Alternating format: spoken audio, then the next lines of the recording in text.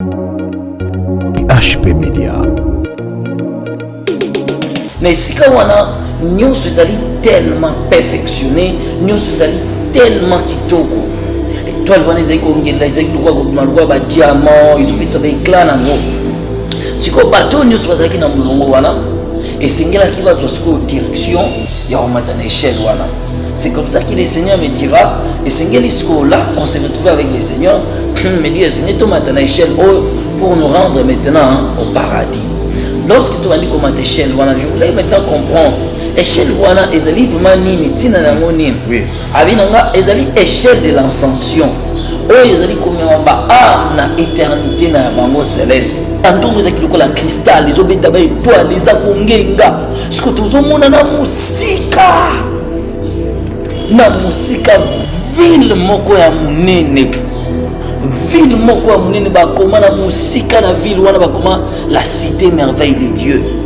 Tout était en blanc de cristal. Donc il vit la maison na musika pona eza kongenga, eza kongenga, eza kongenga, eza kongenga. Ce que place biso to koma ki wana. Place wana to maki na etandi wana.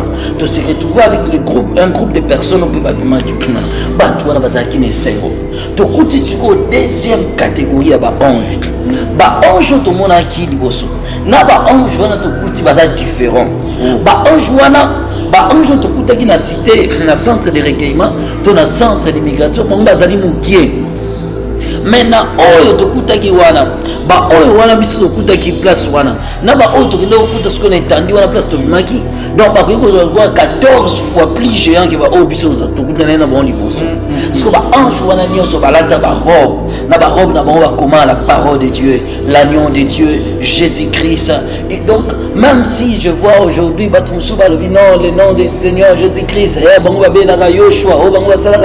oui c'est bien bon de rentrer au nom originel par rapport à Hébreu, mais moi le nom que j'avais vu écrit na ba robe ya ba ange wana ba comment Jésus-Christ en français ndenge biso tozali na français ndenge ba moni ba robe wana ba commis vraiment la langue on a compris que c'était le français.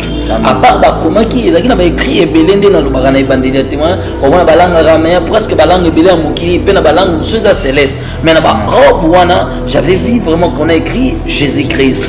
Donc ce n'est pas un tox pour un chrétien. Lorsque tu pries tu appelles le nom du Seigneur Jésus-Christ. Depuis l'enfance jusqu'à aujourd'hui nous prions le nom de Jésus-Christ et nous voyons les effets. Bien aimé, c'est le nom de Jésus-Christ qui est important. Le nom originel, le nom ceci, le nom cela, le nom ceci. Ce qui compte pour toi, c'est le Seigneur Jésus-Christ que tu as reçu.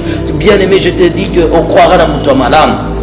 Alors on attend wana ma ange wana bangosko bazaki wana pona kwa accueillir biso ba amo to komaki wana ndenge to komaki wana batu so bazaki pressé bakende na ville wana parce que na ville wana kuna na musika ndeto zaki koka musique kuna ezaki kobeta musique ezaki kobeta ba tembo ezaki kobeta donc makelele ezaki kola ba bar ata 70 hours bati sangani ce que zo beta musique ndenge kuna ezaki donc ba so ya musique ezo beta makasi na esika biso to kita HP Media.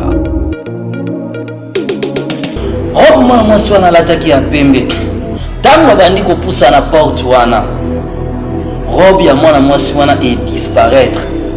Mwana mwasi wana akomi mbala moko alati sengle tolo na nyonso emati boye alati dakolan parce que mwana mwasi wana bandi koyoka soni abandi komisimba nzoto na ye abandi kokamwa elamba na ya pembe ekei wapi ba mèche et apparaître na mutu na etala basuki ebele ba plante nyonso ebimi essaye lokola moto eboma ba kabelo ba mèche donc nzoka ezalaki nombre de plantes nyonso ya plantaka na mokili waka azalaka chrétienne mbala moko mwana mwasi otanga comprendre bongo akwei na mabele abandi kolela porte yango moko efungwami voi moko eyoka bima fille nyonso ozali na yango ezali ya ngai te. Mwana mwasi wana bandi kolabi zonga na mokili kende kozongisa biloko ya mokili ekoki kokota na kembo na ngai te. Mbala bongo mwana mwasi wana abandi kolela Ecclésiaste.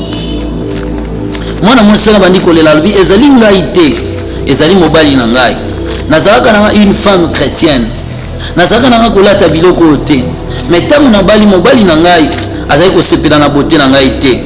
Mobali na ngai bandai komona ngai ke na baby naza su kitoko te abi mwasanga foza kitoko il faut tchaka ba plante, il faut nataka ba kola, il faut mitika katika, il faut misalaka.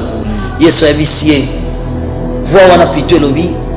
Abi ma fille, tu as accepté d'écouter la voix de ton mari que d'écouter ma parole. HP Media, la chaîne qui vous édifie.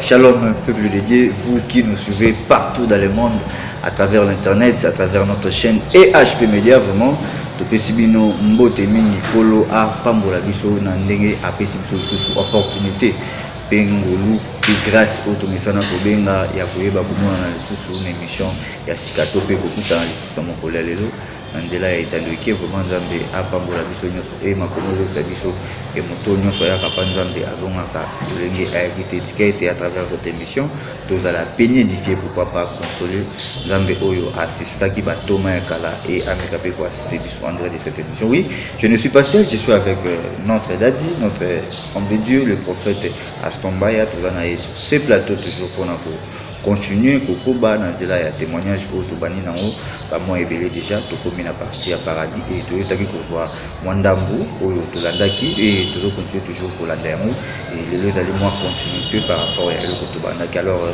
avant de passer, j'en profite de dire un grand merci à vous tous. Je demande de vous toujours pour soutenir nous sur la prière, dans le message, pourquoi on appelle na bino nanzela ya établi vraiment déjà ça force. Et c'est ça aussi l'amour au Christ attiqué la biso. Aimez-vous les uns et les autres. Tout le monde a besoin de le là. Parce que oui, beauté papa pasteur. Oui, mbote papa. Voilà, pendant dans partout dans le monde. Qui moi salutation pour la moto député dans le centre. Oui, topesi mbote na ba bien-aimés nyonso dans le Seigneur oyo tozali ko partager bondimi oyo ya tango ya boyeli ya Yesu Masia au église ezali ko se préparer pour l'enlèvement. Vraiment, je vous salue au nom du Seigneur et surtout je salue aussi tous les diasporas partout où vous êtes aux Hollandais. Encore cette tranche bénie par le Seigneur. Je vous salue au nom de Jésus-Christ. Merci beaucoup, ma promesse de Sabiso en toutes choses, tout le Seigneur Jésus-Christ, tout chaîne pour la Alpha, et pour débuter notre émission. Et voilà pourquoi tout le monde pas dans l'eau, si on peut débuter par la prière. Voilà. Il n'y a pas de plus meilleur que toi, Seigneur. Il n'y a pas de choses qui sont vraies que la parole de Dieu. Seigneur Dieu, pour révéler ta parole à un homme, cela ne dépend ni de ses études faites, ni de son intelligence, ni de ses finances, ni de ses moyens aisés, mais tout dépend de la volonté que tu manifestes à la vie d'un être humain. Tu as voulu que nous puissions connaître la vérité, la vraie et la pire vérité que tu as préparée avant l'enlèvement de l'Église. Et Seigneur, nous sommes parmi ceux qui ont trouvé cette grâce d'annoncer à nos frères et sœurs et chrétiens qui nous suivent de partout le monde. Seigneur Dieu de grâce, ce matin nous allons partager ce que tu avais préparé de l'éternité pour nous. Seigneur, laisse que nos esprits soient disposés à transmettre la vérité telle que nous l'avons revue, telle que nous l'avons vue et telle que nous l'avons attendue. Mais loin de nous tout esprit humain, toute pensée de la chair, tout raisonnement, toute mauvaise pensée qui pourrait surgir au moment de la transmission de la sainte vérité telle que récit de Dieu. Éternel Dieu de grâce, l'ennemi est toujours malin. Il prépare d'autres cœurs méchants pour tordre la vraie évangile que nous sommes en train de transmettre de ce que tu nous as montré. Seigneur, donne à nos frères et sœurs un cœur disposé et un esprit disposé à accueillir ta vérité. Et à la personne qui va transmettre cette parole, nous souhaitons, Seigneur, que cela soit vrai tel que nous l'avons vu. Amen. Amen. Merci beaucoup. Merci beaucoup vraiment tous à la scotcher, disposé, parce que ma remède lobby s'est poussé par l'esprit que les hommes de Dieu parlent de sa part et Saint-Esprit a Kambabiso diront à cette émission jusqu'à la fin et Bible lobby. C'est le souffle des Tout-Puissants qui donne l'intelligence et la sagesse. Merci beaucoup, papa. Tout ce qui côté à paradis, j'espère que les lois de continuer ensemble. ensemble. Voilà, je pense que tout ce qui est un centre d'accueil, mais avant de commencer, tout autant verset biblique ça peu important pour Nabiso par rapport à l'âge de l'Église. La Bible dit dans le livre des Éphésiens, le chapitre 5, le verset 26. Éphésiens 5 à 6, chapitre verset 26 plutôt. 26, voilà. Afin de la sanctifier par la parole, après l'avoir purifié par les baptêmes d'eau, afin de faire paraître devant lui cette église glorieuse, sans tache, ni ride, ni rien de semblable, mais sainte, irrépréhensible. Voilà, que Dieu bénisse sa parole. Amen. La Bible parle de l'église de Dieu qui doit être présentée devant Dieu. Cette église doit être sans tache, ni ride, ni rien d'essuyé. Dieu nous appelle à une vie sanctifiée de tout le péché, purifiée par l'eau du baptême ou par le sang de Jésus-Christ, afin que cette église soit prête à rencontrer l'époux. Bien-aimés, et cette sainteté sera produite par la parole du Seigneur lorsque nous acceptons, lorsque nous recevons la sainte vérité de Dieu et que nous le mettons en pratique. Voilà, bien-aimés, na bandiete na épisode oyo utikoleka tozalaki kwa aborder ba détails par rapport à la visite d'ambition na paradis. Bon, notre visite au paradis ne nous a pas laissé indifférents. La première étape, on a tozalaki na centre d'accueil. Ezalaki esika o ba am nyonso bazalaki kwa koma lorsque batu wana bauti na mokili. Ce chrétien-là, c'est-à-dire âme victorieux, to racheté délateur, lorsque bazali ko attendre le premier niveau céleste, bazali kokoma d'abord na esika wana, ezalaki première place oyo. To sila kokoma pe na Seigneur. Na sila koloba si l'ambiance oyo ezali ko passer na kati endroit wana, que l'ambiance était totale, batu bazali ko sepela, les âmes vraiment, ezalaki pe le lieu de retrouvailles ya ba saint. Bato nyonso bautaki na mokili oyo basile kokuma na esika wana. Mais na bato nyonso ba attendraki place wana, moto moko te abande ko sepela koloba ete ce sont peut-être mes efforts ou mes bonnes œuvres ne permettre ngai na atteindre place wana. Mais c'était plutôt bato bazaki surpris na kotala ete yepe akoke ko se retrouver na esika wana. Bien aimé, endroit wana ezaki tellement un lieu de surprise par lesquels baton choisaki étonné dans le monde à mutumosusu oya s'attendaka peut-être té mais bako se retrouver encore na sikawana. La jouissance ezalaki na sikawana esengo moko ezalaki na niveau moko extrême ona mokili joie wana etikala kozala te ndenge na silai koloba la fois passée était que na jouissance céleste ils ont na joie moko te na mokili et que se comparer ne sengo ezalaki na place wana.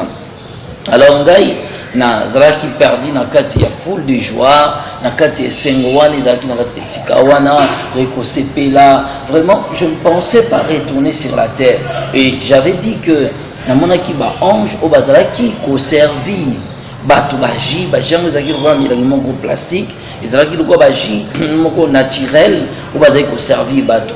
Pe chose étonnante encore na ko retrouver ba fruits. Mais la question que je me suis posée à ce moment-là, je dis, mais comment Moutou a recollié les sika oyo? Alors, l'ange là me dira maintenant tellement que s'est retrouvé au milieu des anges et de la jouissance des âmes qui étaient mélangées avec les hommes, bah, ange jusqu'au bazaki tellement étonné, na comment Moutou aye ko se retrouver na kati na sika wana. Akomona mutu aiko se retrouver na esika wana oyo ezali ko apparaître impossible pour l'éternité, mais mutu a vaincre quand même la corruption du monde oyo ba ange batikala ko ça la guerre pareille vivre sur la terre là où le diable règne et remporter la victoire pour l'éternité. Alors l'ambiance était totale, collée à nourriture. Alors l'ange là me dira maintenant que l'homme a été créé dès son origine pour manger. Dieu, la Bible dit dans le livre de Genèse chapitre 1, il donna à l'homme toute la nourriture. Là c'était la position de l'homme sur la terre. Lorsque Dieu bénit le 7e jour, Dieu dit que toute la terre produise des animaux. Dieu créa l'homme à son image. Et voici le verset 29, Genèse chapitre 1, verset 29.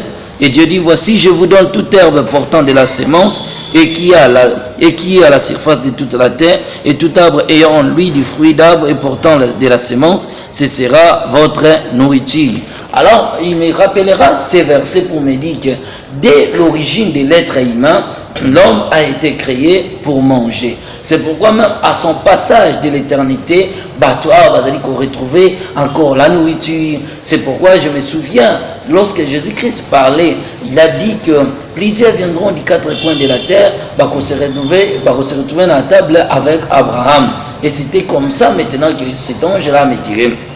Mais notre visite, comme j'avais dit, à la fois j'étais accompagné par les seigneurs et à la fois j'étais aussi accompagné par les anges du Seigneur.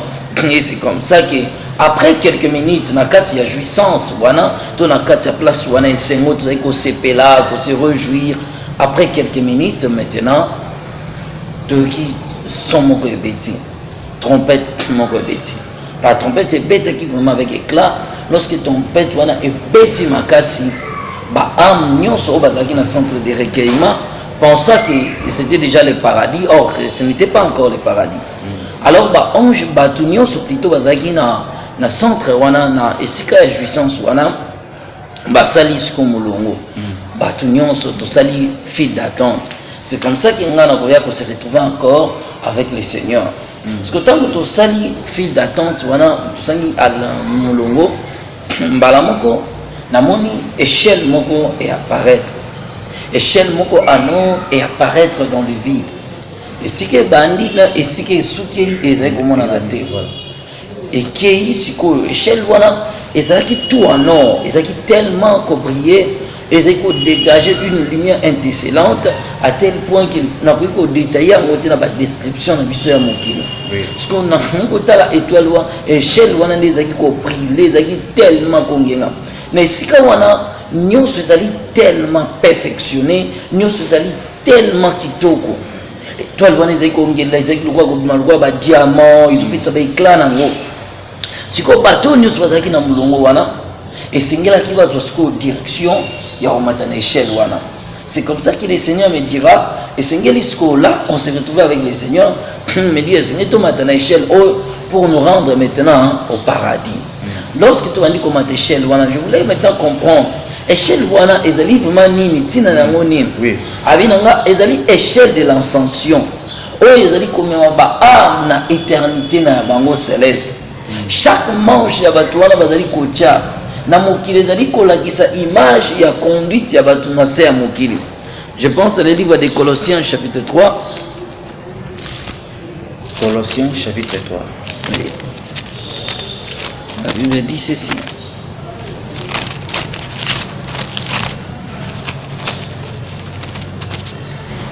Si donc vous êtes ressuscité avec Christ, cherchez les choses d'en haut, où Christ est assise à la droite de Dieu. Affectionnez-vous aux choses d'en haut et non à celles qui sont sur la terre. Amen. Car vous êtes morts et votre vie est cachée avec Christ en Dieu. Amen. Quand Christ, votre vie, paraîtra, alors vous paraîtrez aussi avec lui dans la gloire. Amen. Et c'est comme ça, sikoyo, on Seigneur qui matin, tozwa direction échelle wana. Chaque manche to ange wana bazaki konyata, chaque pas bane kocha, plutôt batu bazaki kocha na escalier wana, batu wana bazaki ko esengele mutu wana a adorer. Chaque pas azali kocha, il faut adorer. Chaque pas azali kocha, il faut adorer. Parce que lèvres batu wana ezaki tellement rempli de paroles d'adoration, paroles tellement admirables. C'est là que j'ai compris même le sens des paroles d'adoration. Et j'ai compris que lorsque j'étais dans cette échelle, le Seigneur me parlait d'un homme aussi qu'il a adoré sur la terre, c'était Papa l'un ou l'autre. Oui. Il était tellement rempli de paroles d'adoration, à tel point que lorsqu'il adorait le Seigneur, avec bouger l'atmosphère céleste. Et c'est comme ça, na chaque fois batouana bazali kocha, bazali komata na échelle wana bazali ko adorer. Bazali kocha donc ils sont le monde à adorer. Donc chaque pause il faut lever la grandeur de Dieu. Élever la grandeur, il y a un problème dans bangoté. C'est ce que l'église actuelle a manqué. L'église a manqué ce qu'on appelle l'adoration. L'adoration est maintenant loin de la foi chrétienne. C'est l'adoration qui ramène l'église dans la présence de Dieu. Si l'église ne pouvait que demeurer dans la présence de Dieu, si l'église pouvait encore demeurer comme l'église primitive, comme le premier chrétien à l'époque, qui n'était qu'à la présence de Dieu pour chercher la face de Dieu, si l'église pouvait retourner encore à adorer le Seigneur, si l'église aujourd'hui est en maladie, si l'église aujourd'hui a perdu son onction primitive, c'est parce que l'adoration est loin de l'église du Seigneur. Amen. Et c'est comme ça maintenant que moi pas. Parce que tant que chaque pas robe ya mutuana ezozo encore plus d'éclat. Chaque pas azocha robe ya batuana ezozo encore plus d'éclat. Mais ce que j'avais remarqué na échelle wana montante, tant mutazo mata batache moko ya makila ezotangira ka ba robe wana. Batache wana bane coopérer lokola savon. Une fois soki makila ne tangeli yo, robe na yo esingengi. Etangeli yo makila no engengi, robe na engengi etangeli yo. Alors na tunisiko makila wana ezali nini? Oza kotangela batu wana batache wana rouge ezali nini? Alors c'est le sang du Seigneur Jésus-Christ qui a été versé pour le salut de l'humanité. Et que sans l'effusion du sang, il n'y a pas le pardon du péché. Alors chaque fois que bateau bazou n'a pas atteindre le ciel, makila yesu sengeli ko sanctifier kabango pour na ko purifier encore. Si les chrétiens quand vous priez, même si tu demandes pardon, n'oublie pas de demander la purification du sang de Jésus-Christ. Alors c'est comme ça que batouana bazaki ko matana échelle wana batouana siko bazaki tellement na rapidité na sengwana sengeli ba mataka ba kende ba mataka ba kende batou bazo matana vitesse batou bazo mata ba ange baza ko accompagner chaque âme ba âme bazali ko accompagner siko chaque âme na kobeta comme instrument ya musique bazo betela ka mutuana banzem mutuana azoyemba azomata azoyemba azomata yaki ko mana tourne ce sengaki to franchir escalier wana. Tant que biso to bandi komata le Seigneur avec na simananga ingaza ki liboso. On bandi komata, to bandi komata. À chaque étape on me disait adorer, adorer, adorer, adorer, adorer. To bandi komata l'escalier wana. Tangu to mati na escalier wana, ce qu'on a likolo na escalier wana, to mona ndeti escalier ngo ekota na kata ba nuage. Parce que singla est traversé. Tangu to traverser sikoyo ba bouillard wana, to koti na escalier wana to bimi likolo. Tu peux se retrouver dans une vaste étendue inexplicable. Que sur la description humaine, je ne trouve pas de vocabulaire pour nous exprimer l'immensité de Sikawana. Amen. Et ça là qui tellement mounene. Alors dans Tobimi Wana, nous avons donc ezaki na lumière du cristal.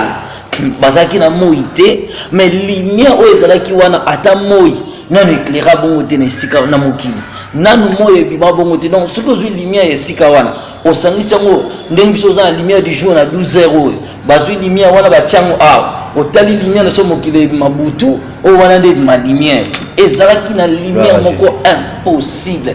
Je voyais maintenant des banderoles volées en éclats et ça coupait pas dans l'espace ma banderole de milliers de banderoles. Bah comment le paradis de Dieu, la cité merveille de Dieu, le paradis de Dieu, la cité merveille de Dieu, le paradis de Dieu, la cité merveille de Dieu. Bah banderole, bah comment l'agneau de Dieu, bah comment Jésus-Christ est Seigneur, bah comment pour dire au peuple de Dieu qu'il n'y a que des salis au nom de Jésus-Christ. Actes des Apôtres chapitre 4 le verset 12, Bible le bien sali na kombo mususu ezalité. Nul ne sera sauvé hors du nom de Jésus-Christ. Amen. Mabande wana ils ont coupé pas. Na se retrouva na milieu endroit moko inconnu, inexplicable, indescriptible.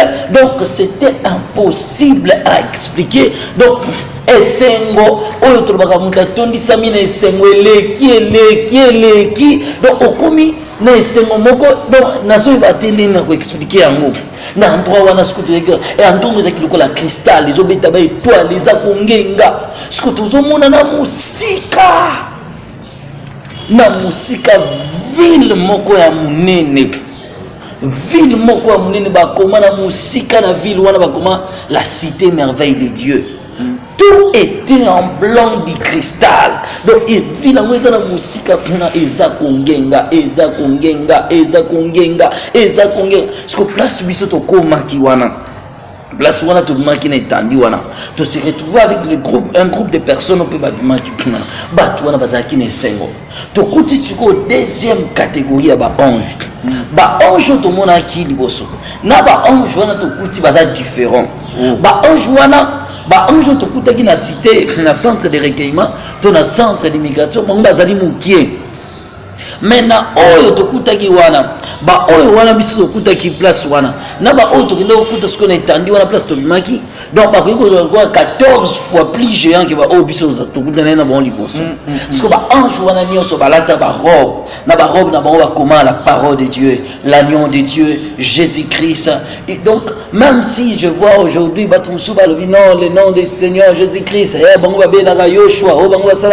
oui, c'est bien bon de rentrer au nom originel par rapport à hébreu, mais moi le nom que j'avais vu écrit na ba robe ya ba ange wana ba comment Jésus-Christ en français ndenge biso tozali na français ndenge ba moni ba robe wana ba komi bakomi vraiment la langue on a compris que c'était le français.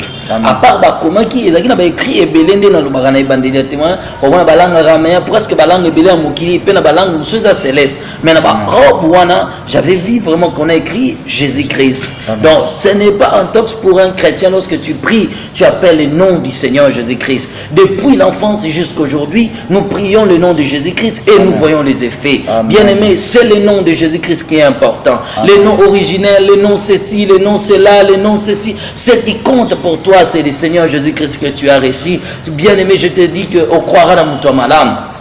Alors on attend wana ma ange wana bangosko bazaki wana pona kwa kei biso ba amo to komaki wana ndenge to komaki wana batu sko bazaki pressé bakende na ville wana parce que na ville wana kuna na musika ndenge to zaki koka muziki kuna ezaki ko beta muziki ezaki ko beta ba nzembo ezaki ko beta donc makelele ezaki kola ba bar ata 70 hours bati sangani sko zo beta muziki ndenge kuna ezaki donc ba soya muziki zo beta makasi na esika biso to kitaki siko mabele ya place wana eza lokola mabele na biso ya mokilité bango eza lokola ba matière précieux mélangé on a lokola ba diamant basangisa ba or basangisa ba matière ebele ndenge japesaka vraiment description ya Nouvelle Jérusalem ndenge kozala ndenge pe biso place wana to trouvaki sikoyo ba matière précieux wana ezaki mélangé na mabele ya place wana ezaki lokola bozoni ya tasiko ba pierre précieux wana et pas est-ce que tu kenaki singina ki to se rendre na ville wana na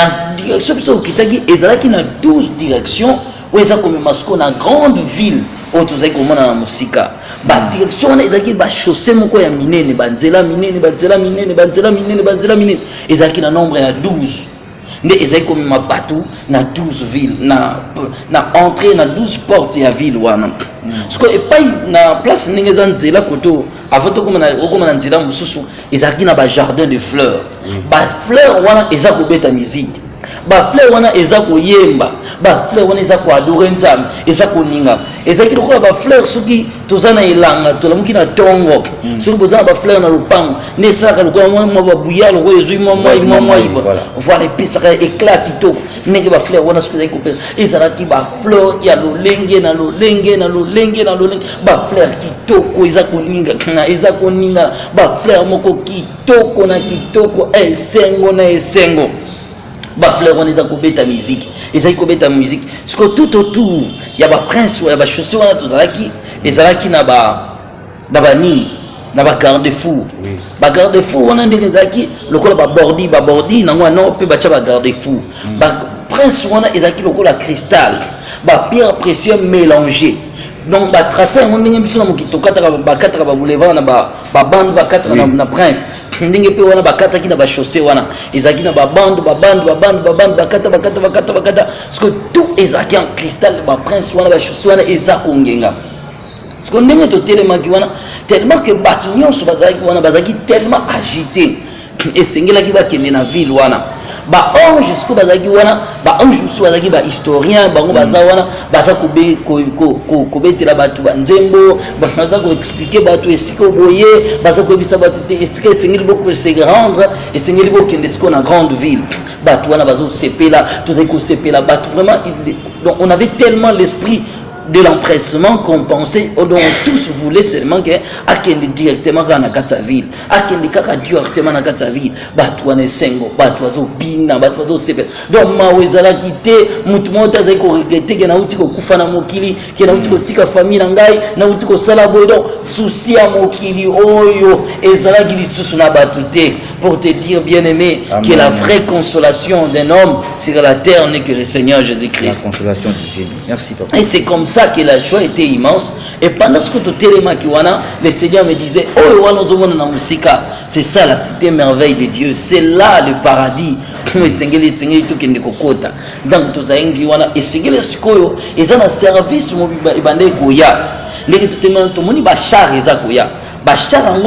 ils na ba cheval ningi zanga ba shanga kala ba cheval komona ba tiem sous 9 cheval sous 12 sous 15 ba ange moko azako kumba cheval wana nde chaque approche na bango tuzomona na bango ko bazaki communauté bazoloba bazoya kasiko le Seigneur me dit ndenge bazoya bazako tatola la sainteté la sainteté la sainteté la sainteté la sainteté bazoya bazoloba bazoya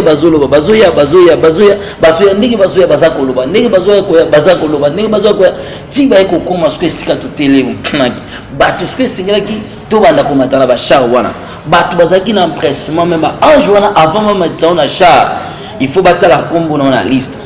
Tant bakotala kombo na yo babengi yo char wana ekomi décoré na kombo ya mutu kombo na yo ekomami tout autour ya baru ya char wana en or ekomami ba siko ba cheval wana bango bazotatola la sainteté. Dieu est saint, Dieu est saint, Dieu est saint, Dieu est fidèle, Dieu est grand, Dieu est saint, Dieu est fidèle. Bango bazotatola bazociter na ba verset biblique siko ba char wana tout en or wana nde ekokoma siko na ba kombo ya mutu. Ange wana omona mutu moko singela mataba ange wana bazaki musu omona azana 4 ba zel mibale musu bazana ngo 6 musu bazana ngo 3 donc musu bazaki lokwa ba séraphin par rapport ya Isaïe chapitre 6 bango siko bazako bazo ko memaka mutu soki babengi kombo na yo donc mutu azaki considéré na honneur moko atakwa moko te ya mokili ba pesa valeur lo lengi bazaki ko pesa ba âme béni wana moma na ba bengi kombo na yo o mati yo moko na char ba ange wana ba sungi o mati na ba marche nango o matiti likolo o vandi na char wana e bandi ko kende na yo okei soki tu no ko ki okei soki tu no ko ki okei batu wana bazako kende alors le Seigneur me dit singili to se rendre. Et on commence qu'on a char de visiteurs ezali char ya nini bateau nyonso basalaka expérience céleste on a ki nzamba meminga na lola na lala ki on a moni paradis on a lala ki na kutena Yesu ne ezali service ba ange ya ba char de visite ya ba char de visiteurs nde eyaka kozoba âme pona ko mimaka bango siko dans les lieux célestes comme ngana zali visiteur nde siko char wana ya ba visiteur nde eyaki kozwa ngai. Tant le matisi biso na Yesu ange wana la kumba azai ko kumba tambi Seigneur pourquoi zo kende là alors que moi j'avais l'esprit agité au komaka na ville voilà. Il me dit parce que moi je suis ici mais ngana yo to se retrouver dans la grande ville et Sengeli tu as beaucoup de choses à voir. Oh Sengeli annoncer na habitants de la terre. Amen. Alors tout tika la kisko na ange wana na char tant to bandi ko kende wana ngasiko nazo talaka na ba jardin wana ezaki pe na ba nzete ngo ezaki na ba fruits moko tellement mûr vraiment ba fruits moko était là ya ba sorte nyos ba fruits mususu toliaka ngona mokili ba fruits mususu pe on a trouvé ki wana ezaki ba fruits célestes nde to bandi koya nazo talaka siko na kati ba jardin wana siko na kati ba jardin wana je remarqué que je trouvais des hôtels hôtel batonga hôtel na kati ba jardin ba hôtel ngo ezomisa milika pe na moni ba ange mususu balati ba nzambala ba ange wana basimbaki ba encensoir bazo agitaka ba encensoir wana bwe baoningisaka ba encensoir siko ndenge baningisaka ba encensoir wana baza ko adorer bazo ningisa siko encensoir wana ezomisa milinga wana ezalaki solo kitoko donc solo ya parfum o nanu na yoka parfum modèle wana te solo moko ya parfum kitoko ba parfum soto pompaka na mokili ato sangisi yango tu ba marque kitoko ba parfum to utilizaka e kokoka jamais na solo ba parfum wana solo moko ya parfum kitoko.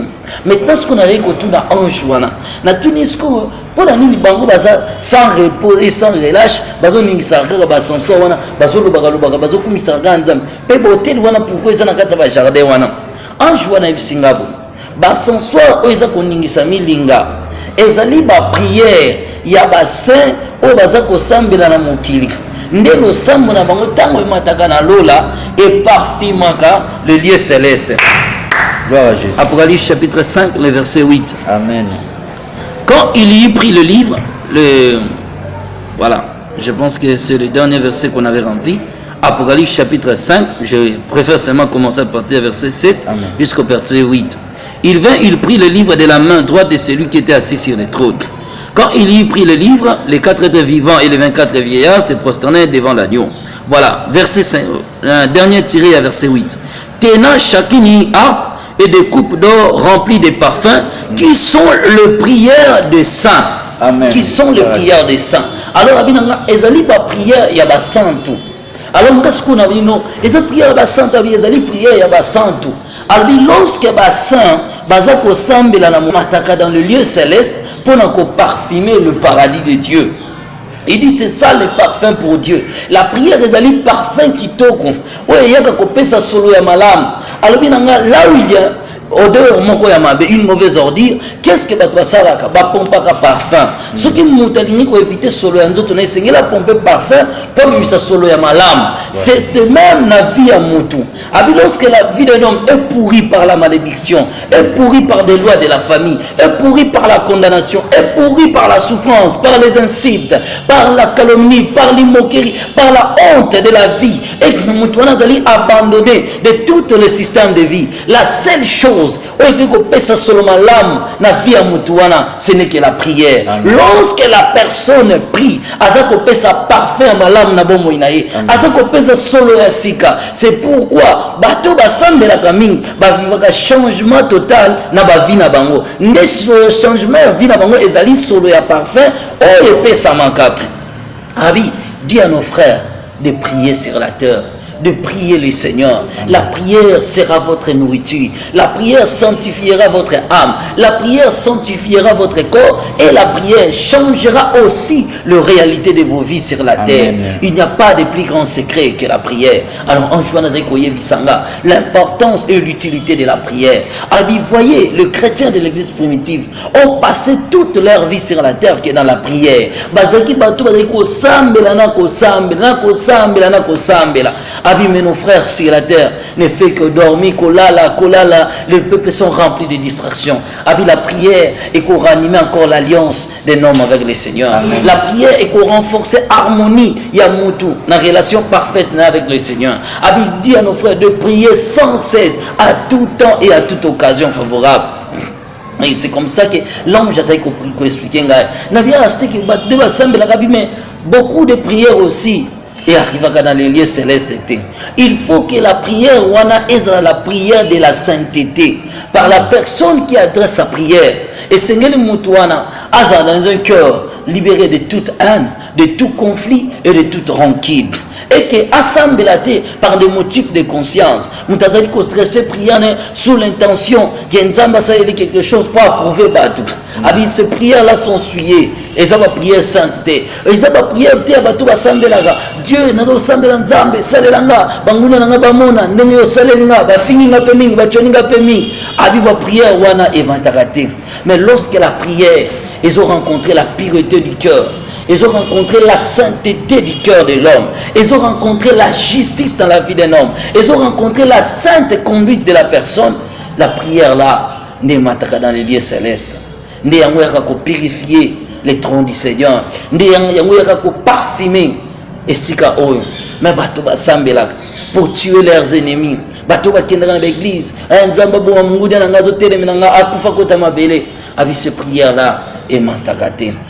Il faut que prière wana et atteindre sainteté et pas une âme. Il faut que prière wana et atteindre sainteté Ce qui nous tourne dans un conflit, à rancunier, prière n'est que vous allez exaucer et que vous m'attendez dans les lieux célestes. Ce qui nous tourne dans un bateau, l'obisakate, prière n'est que vous m'attendez. Lorsque l'esprit nous est rempli d'orgueil, et tant que ça n'a pas blessé intérieur, n'a pas souci, prière n'est pas matarate. Nzambe azwaka losambo ya bato bazana suscité. Azwaka pe losambo ya bato bazali ko s'inquiéter te. Mais nzambe azwaka losambo ya ba oyo baza kolela ba pasi na bango epai na ye. Alors c'est comme ça que l'ange m'expliquait. Tobandi koleka. Non tu koleka ba ange oyo bazaki na bansensoir. Ce qu'on a tuni pona ni ba hotel wana ezaki na katika zo pela moto makasi zo misami linga. Alors ba hotel wana ozo ko pela moto zo misami linga. Nde ezali ko contribuer na lumière céleste. Et zali lo sambo siko ya ba oyo ba chrétien bazo vivre na sainteté. Donc la sainteté ne suffit pas seulement pour eux. Ba bâtissent encore le sacrifice.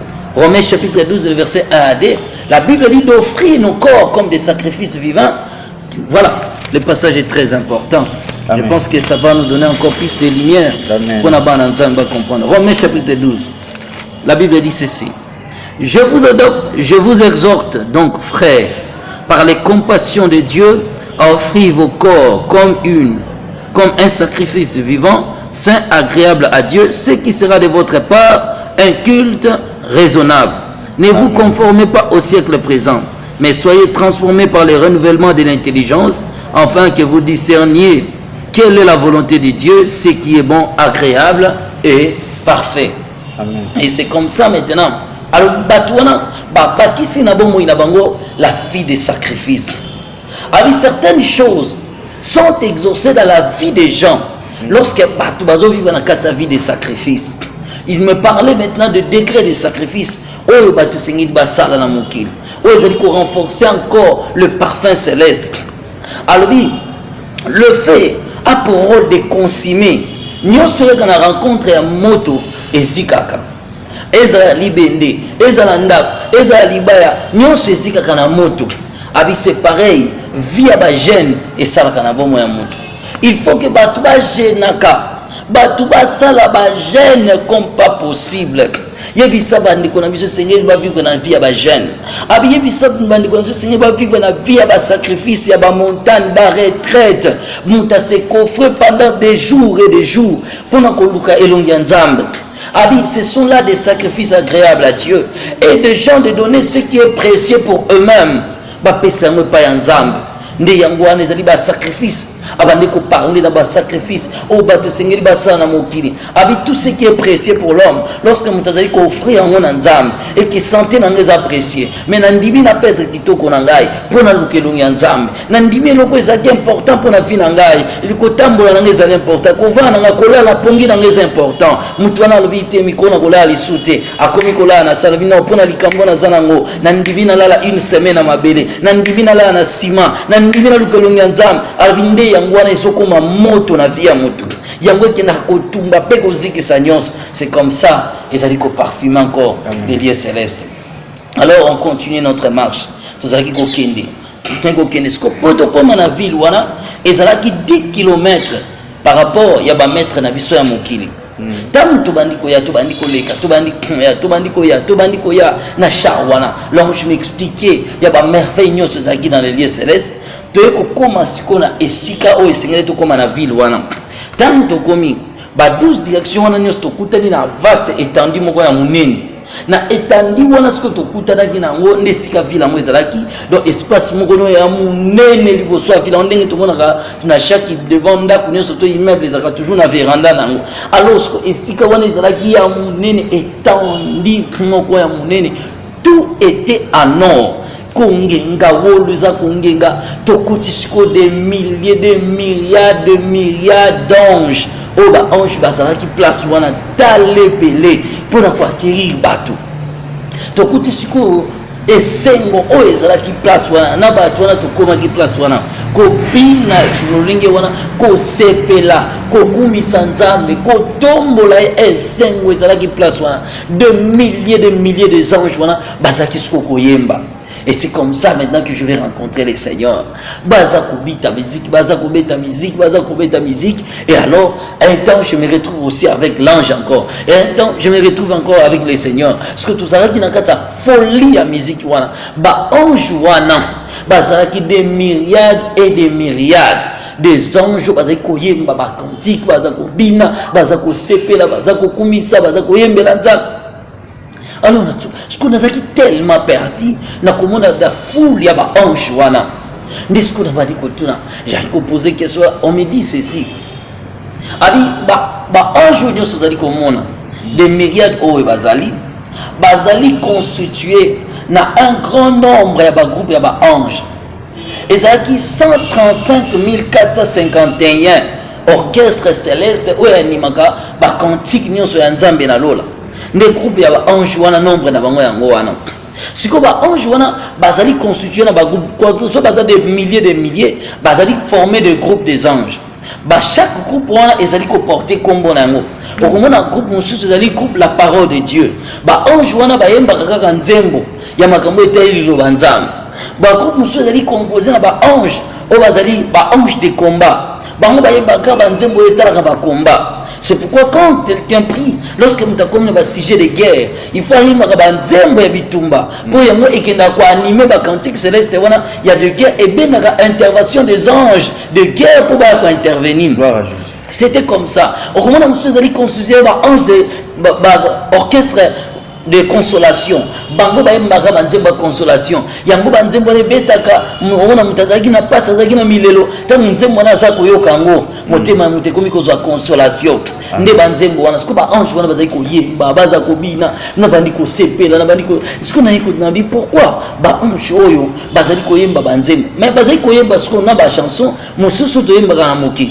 Na yiko ki musique ya papa le moloto. Ezaki ko beta ne sika wana noka banzembo ba divine d'amour. Nazali ko banzembo lokola donc banzembo ebele banzembo na avakuva yemba banzembo moto kitisa moto banzembo na ezalaki tellement ebele na okoki ba chanson ya maman Lola Leonardo na yoki banzembo maman Lola Leonardo na koyoka ba chanson ya frère Carlito na koyoka banzembo ya maman na Yerusalema na koyoka banzembo malamu ya banzembo ebele ya ba chrétien ozi kubeta na sika wana.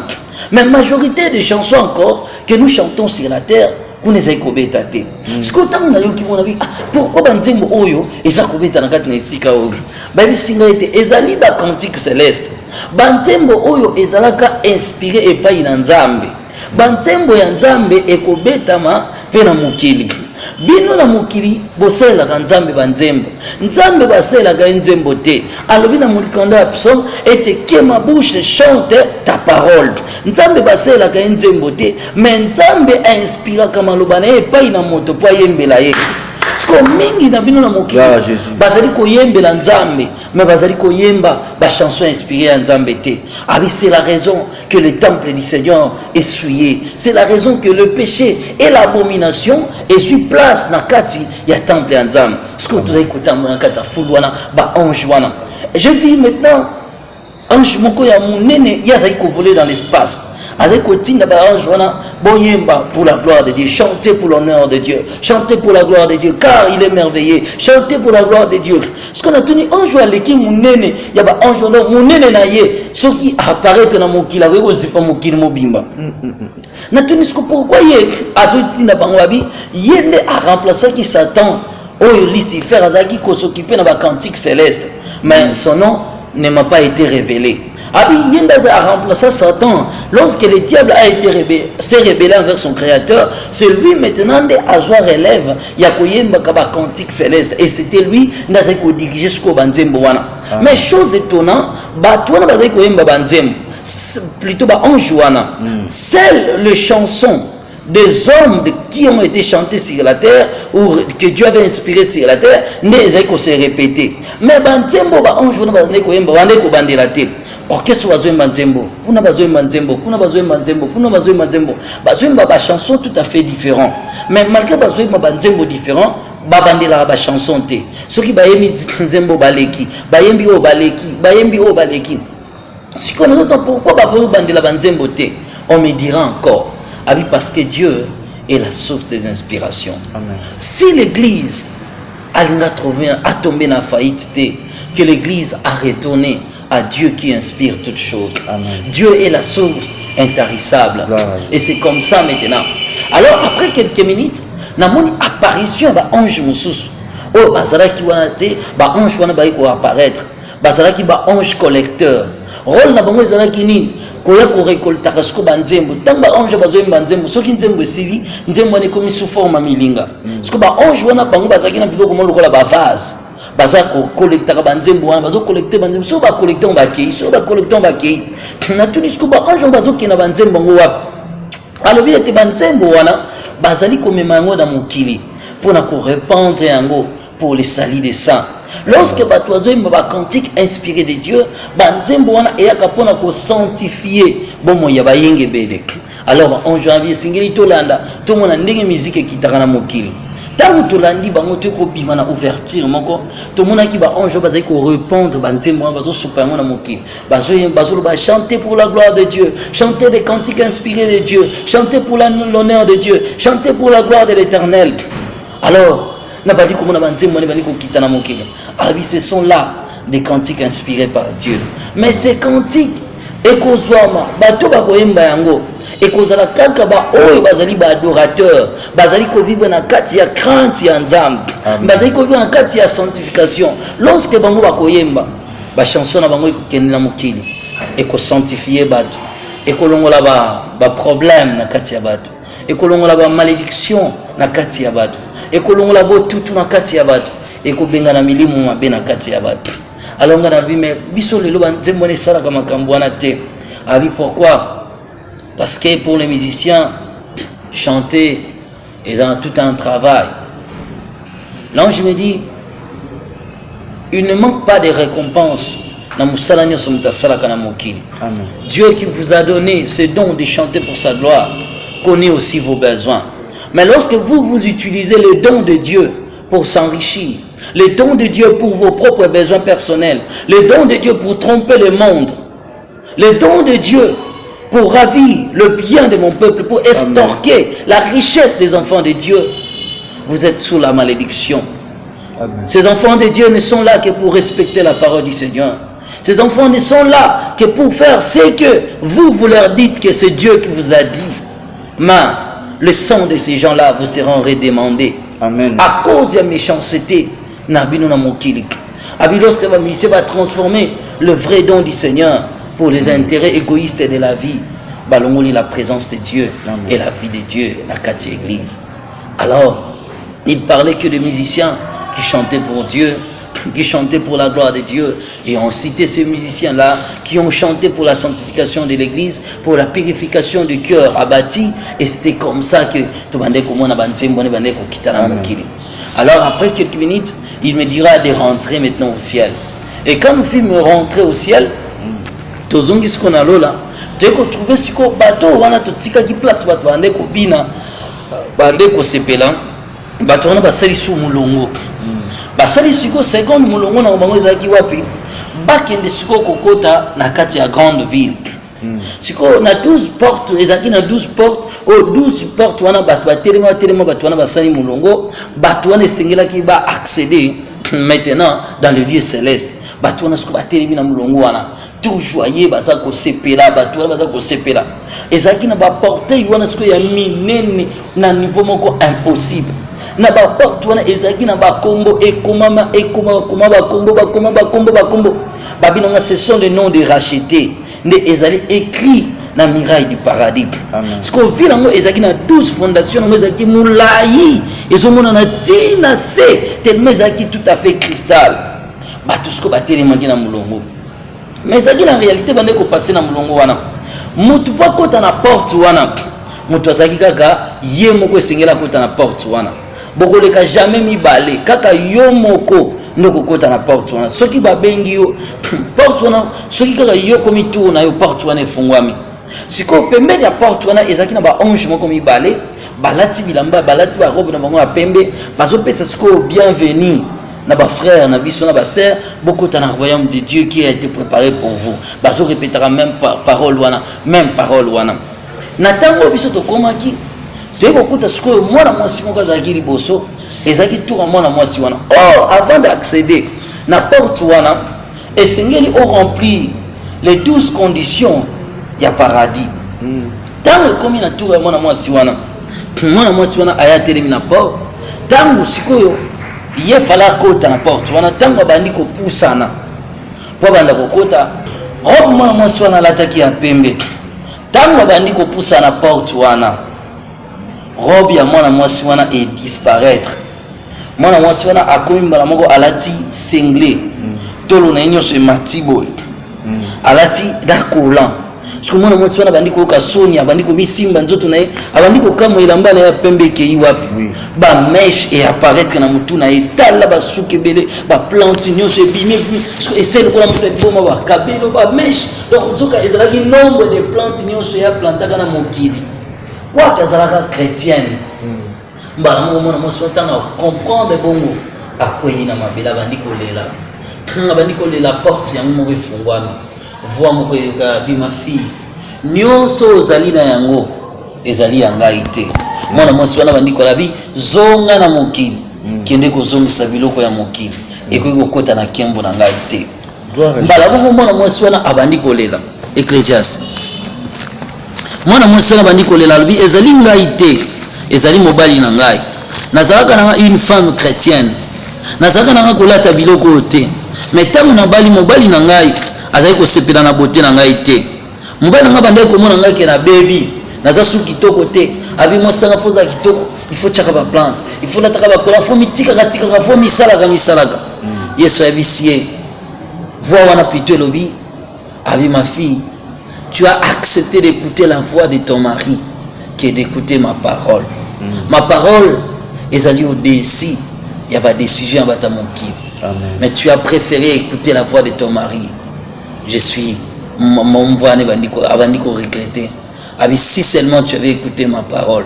Si seulement tu avais écouté ma parole, ma fille, tout ce que tu as ezali angaïté, la porte s'est fermée. Ecclésiaste chapitre 3 verset 14. J'ai reconnu que tout ce que Dieu fait durera toujours, qu'il n'y a rien à ajouter et rien à retrancher. Amen. Et que Dieu agit ainsi afin qu'on les craigne. Ecclésiaste chapitre 3 verset 14. Abi nyonso nzamba sala ekoumela libela. Pena nyonso nzamba sala ezalaka na eloko kolongola te, pena eloko kobakisa te. Tango nzamba salaka yo asalaka obotamaka na ba plants na mutu. Tango obotamaka na mokili, obotamaka na matoyi etoboka. Tango obotamaka na mokili, obotamaka na solo etoboka. Tango obotamaka na mokili, obotamaka na mbebo rouge, obotamaka na basala. Le Seigneur a dit que la porte s'est fermée et la femme était tombée par terre. La femme a dit qu'on regrettait à cause de la beauté, à cause du maquillage, à cause du pantalon, à cause du collant. Et doucement, la femme là est tombée. Tant que doucement est kangami. Et je n'ai tout l'histoire parce que le spectacle est épouvantable. Son âme a été envoyé en enfer. Elle a été une sainte chrétienne qui marchait dans la parole de Dieu, qui a connu la vérité et qui ne vivait que dans la vérité. Mais à corrompa qui vérité n'a pas s'attacher, n'a biloko nzamba qu'elle a quitté, des faux cheveux, des pantalons, des choses des hommes que la femme l'a apporté sur la terre, des bijoux, des collants, tout ce qui est 1 Timothée chapitre 2, le verset 9 nous interdit, 1 Pierre chapitre 3, le verset 3 nous interdit, Exode chapitre 30 nous interdit. Cette femme chrétienne s'est retrouvée avec toutes ces choses-là et elle ne pouvait pas entrer dans le royaume de Dieu. Et on me dit ceci: tout ce que vous utilisez dans votre corps qui est en abomination à l'Éternel apparaîtront le jour du jugement. Amen. Voilà, que Dieu vous bénisse. Merci beaucoup, merci beaucoup, Papa Ston, vraiment que Dieu vous bénisse, Dieu va protéger. Plus ma casse, il peut toujours continuité. Il y a place de ce qui a sur les 12 conditions à remplir pour entrer au paradis. Il y a un détourné la samedi. Voilà, merci beaucoup. Alors, nous sommes arrivés à la fin de cette émission. Mais moi, quelques questions et causes à mater. Vous avez bien dit que dans le cadre de paradis, au monde qui papa allait mon loto. Non, non, on a commis good non, on a été bas chanson. Bas chanson, on a eu caca donc. Betty, à part bas chanson, les gens vont vous poser une question. Caca, ben, c'est mon aïe, alors, on a besoin d'ayoka en PV parce que Ngonga, ils allaient moi émission ezali moi temps yangonga télévision ezalaka vraiment bon et puis continuité ezali toujours mais yom toujours linga au précipité le numéro de notre prophète est là, numéro de téléphone plus 243 82 26 82 371 plus 243 82 26 82 371 et surtout aussi vraiment je présente mes excuses à bas chrétiennes qui se plaidaient à tout moment par rapport que souvent on m'appelle, je ne décroche pas. Je pense que ça, c'est notre maison, c'est une famille par laquelle j'ai toujours dit, que je le répète sans cesse, tout le monde est au courant de l'histoire que Naoutek au passé et comment j'ai été soumis dans ma réponse, ainsi de suite. Mais on peut toujours écrire, on peut maintenant aussi appeler, parce que maintenant là, les programmes sont bien modifiés, on peut toujours appeler, nous serons toujours disposés à décrocher pour parler aussi avec les enfants de Dieu. Merci beaucoup, merci à vous tous de nous avoir suivis. Posez vos questions. Nakasia ba commentaire tout tinami tout nanayo to kozala to zango to komisela mo papa alors continuité bo dans biso dans quelques minutes awa bozo zango et puis le samedi encore to monde va continuité non alors je dis un grand merci na équipe technique ya EHP Media Nathan Mamba Charlie Kanga Aigle du Kaw et les deux Miongo caméraman intelligent vraiment que Dieu vous bénisse et pourquoi pas Mamage H Posé Amani et la servante de l'Éternel depuis la France Noéline Poka la fierté. Donc merci beaucoup Nabino nyonso boza ki libaku ya kolanda biso boza ki temps Nabino pour pesa ki étiquette à travers témoignage au Zamba Saïla Maramba Binene Saint-Esprit aya asosolisara mais la lumière na kati vie Bible lobby c'est poussé par l'esprit que basali nzambe balobaratina na ye et les tokoi kolia kaka yango c'est la parole de Dieu. Merci beaucoup. Alors je dis un grand merci et Nabino nyonso on se retrouve juste après. Bye bye. HP Media, la chaîne qui vous édifie.